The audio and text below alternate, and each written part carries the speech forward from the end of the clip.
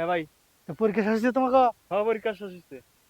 পরীক্ষা সারা শেষ হয়েছে? হ্যাঁ শেষ হয়ে গেছে। পরীক্ষা দিছো, পাস করাবো তো?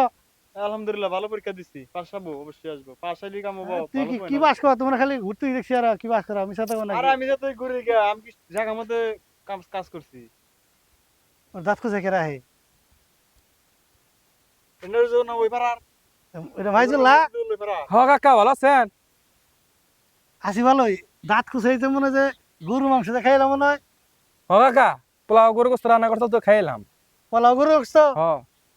এত সময় তো আত্মীয় সাথে কেউ হয় নাই, তোমাকে পোলাও কি রাগ করছে? আরে আত্মীয় নাইলে আমরা কি খাই না, মানুষ খাই না।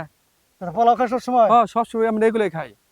উরে বাইরে বাইরে দেই নে ও খাইলে ছাড়ু মারতাছে ছাড়ু বাস তুমি পান্তা ভাত খাইয়ে হ্যাঁ বে কি যে কুড়া মানে যেটা লবণ আছে না কুড়া খাইতে বসছো তুমি ভাই বাড়াইছে না লবণ কি পারলি গে হে পান্তা ভাত তুমি আর হইছে মাছ জারাইতাছি আর তুমি ছাড়ু মারতো তিন দূর থেকে ওই গদ্দা। ভাইজুল, পান্তা ভাত খাইয়ে আম গাছে পাটলো। আরে পোলাও পোলা মাংস মানুষ, মিথ্যা কথা বুঝা আর কথা কেউ না। বাড়াইছে ব্যাক করলো না, ব্যাক করলো তুই।